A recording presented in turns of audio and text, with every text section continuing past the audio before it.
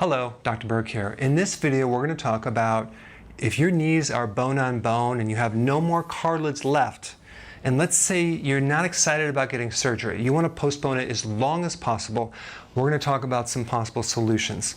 Now, it's kind of a catch-22 because here you are, you might be overweight and you need to go exercise, but you can't because your knees are killing you, so you can't lose weight. So here you're stuck between a rock and a hard place. So what are you going to do? There's about 3 things you should do. Number 1, you want to get your knees symmetrical. So many people have an out of balance situation between their left leg and their right leg. And I'm talking about a slightly longer leg, which then puts pressure on the knees, okay? It throws everything off.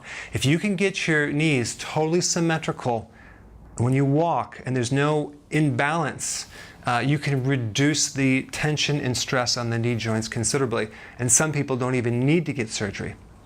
I'm going to put a link down for a separate complete video on that, but I'll tell you in a thumbnail sketch just a brief thing on it.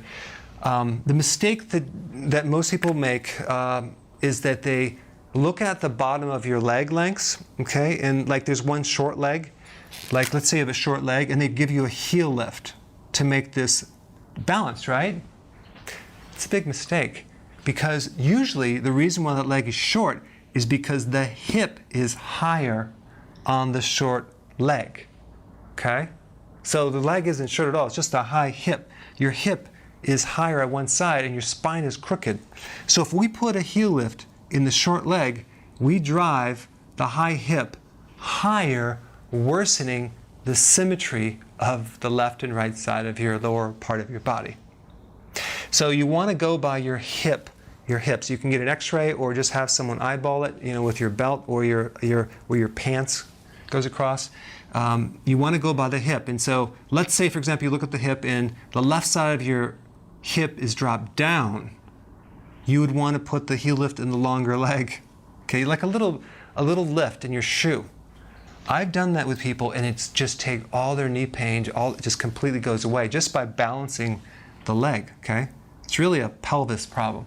They fell on the butt bone on one side a long time ago, and ever since then it's been out of whack. So that's step 1. I put a link down below on a complete video on how to correct that. Okay, number 2, there's some really great acupressure things that you can do for knee pain in general. I'm going to put another complete video down below, but if you have pain on one joint only, okay, and not on the other one, you would want to work on the opposite side on the muscles higher up. I put a video down below, a link, so you can see what I'm talking about, but this is if you just have one knee that's hurting, okay? But you might have both of your knees hurting, so you wouldn't need to watch that. But the point is, if it's just one side, you need to watch this video. That will help you considerably, because if we could just take and balance your knees doing acupressure, that will take the pain right down, okay? Third thing, reducing inflammation. Because if you have bone and bone, you probably have a lot of inflammation in your knees, and we need to get rid of that before you start exercising or walking or anything like that. Now, typically what happens, people that have bone and bone have a lot of extra weight that they need to lose, okay? I'm assuming you do. You might not, but if you do, you're in luck, because the best thing to do would be to do a program that fixes something called insulin resistance, okay? So insulin resistance is the #1 cause of higher levels of insulin that causes belly fat, a stuck metabolism. So if you were to fix this, going eating plan to fix this, that would bring your inflammation way down. It's dramatic, it's powerful, and if you have bone and bone, you need to do this. You might be in a situation where you could reduce all the inflammation and pain, and even though you have bone and bone, you're walking around and you're fine. You have no more pain. That happens all the time, especially with inflammation, okay, and swelling. And then you'll lose weight too. 85% of a person's weight can be handled with eating. 15% is exercise, okay? So we don't have to do the exercise right now anyway. So what you want to do is in a summary form, and then I'll put some links down below. You want to start with 3 meals, no snacks, okay? Why? That's intermittent fasting. So to go from one meal to the next, you have to add a little bit of healthy fat so you're not as hungry. The snacking in between the meals and the snacking at night is going to really destroy everything. The small 5 meals a day or 6 meals a day has to go. You want 3 meals, that's it. Okay? You want to have a lot of greens and vegetables because that has the vitamin C to help build up hormones that are anti-inflammatory. All the hormones that are anti-inflammatory, they're the adrenal gland hormones, need vitamin C as a precursor.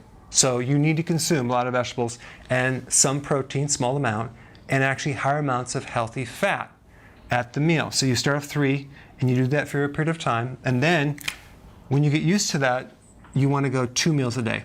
Don't eat in the morning, go all the way until lunch, and then have your dinner. So you have 2 meals a day, and now you have from dinner all the way to the next lunch of not eating to heal the insulin problem, because insulin is triggered when you eat. So if we could take all the stress out of insulin, inflammation comes way down and you no longer hurt in your knees and you can postpone the surgery. Okay, so add a lot of vegetables.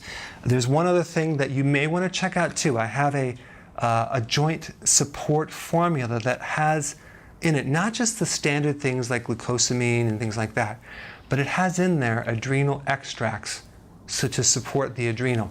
It has in there some serious natural food complexes of vitamin C. It has in there some herbs that are anti-inflammatory, like stinging nettle root, which are very powerful. So I put a link down below. You can check it out and get more information. But those are the things that you need to do if you have bone on bone and you want to postpone surgery as long as possible. Thanks for watching.